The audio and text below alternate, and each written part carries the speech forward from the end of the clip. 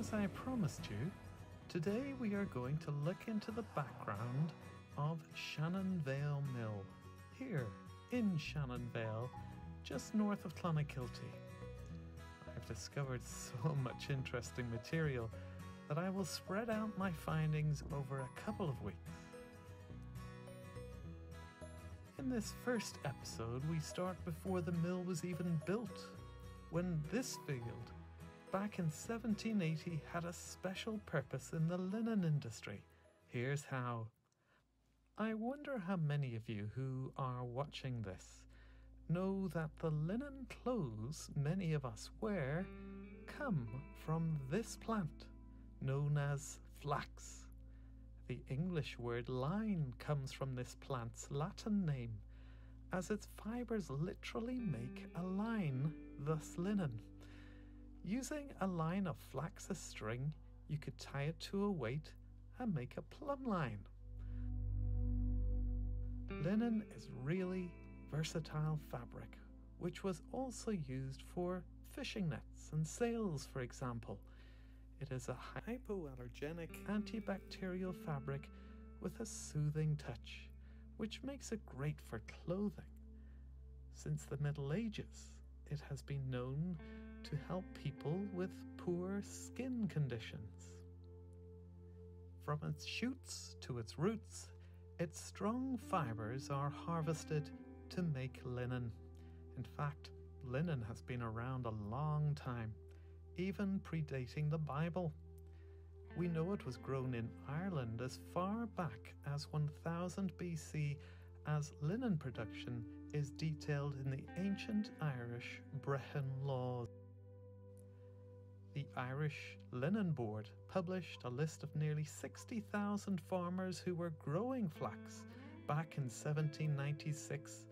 It's interesting to see how many present-day surnames are included in the list. Here's a few highlighted from Kilgareth. Linen production is a lengthy and labour-intensive industry. The linseed was sown mostly by men in April or May and kept weed-free mostly by the women. Everyone together harvested 100 days later in August. Flax is pulled out of the ground so that every inch of the valuable fibers can be retained. These stems were bundled together into sheaves called beats, before being carried in carts to fallow fields, where women and girls would spread them into stacks called stooks and leave them to dry in the sun. When they had dried, the seeds were removed and saved either for next year's planting or to make linseed oil or cattle feed. Next came the 5 steps of yarn production. Retting involved placing the bundled beats into a pond or dammed area, leaving them to steep. Over 10 days, the woody exterior of the stems would rot. The stench of decomposing plants would hang heavily over the countryside.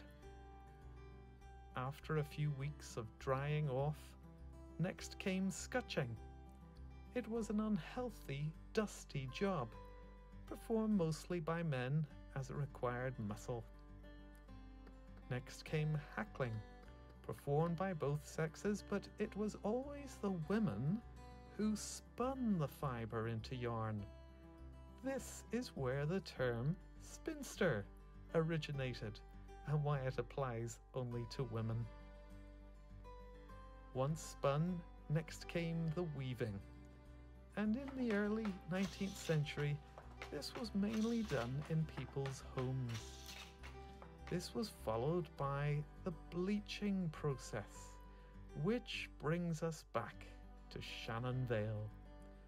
In a journal written in 1959 on the Shannonvale Mills, it says, "To improve the conditions for bleaching, the coarse linen and yarn woven and spun around the countryside, a public bleaching green was formed near the present site of Shannonvale Mill in 1780 under the auspices of Richard, Earl of Shannon, who acquired about 25 acres of land with a house 2 miles north of Clonakilty.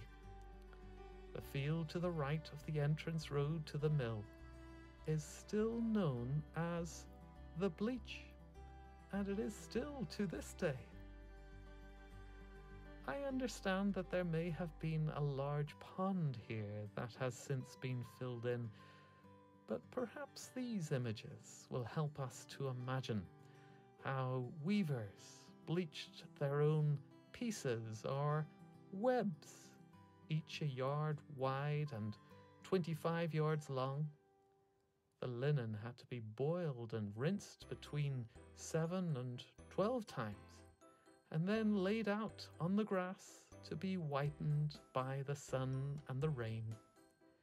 Each weaver had his own secret recipe for aiding the bleaching process, usually incorporating sour milk, urine, and manure. The combination of the direct sun and the natural chlorophyll in the blades of grass brighten linens and make them sparkling white. From the Gospel accounts, we know Jesus wore linen, and in today's Gospel reading, it says, when he was transfigured, his clothes became dazzling white, such as no one on earth could bleach them.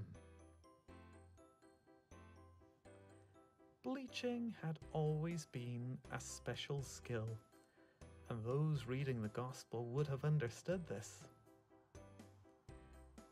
Biblically, white linen was to do with purity, and here Jesus is seen as the pure, sinless Son of God. The voice of God even commanded us to listen to him. As we enter the season of Lent, now is a time for us to examine our lives and ask, how pure are we? Isaiah 64 says all of us have become like one who is unclean, and all our righteous acts are like filthy rags. It's time to bleach our lives of the stains and the dirt of our sins. Sunlight bleached the clothes here. Jesus bleached our sins away here, that we might become pure white, like we never sinned. Psalm 51 says, "Wash me, and I will be whiter than snow." Isn't it wonderful that we can know complete forgiveness, like we can be transfigured too?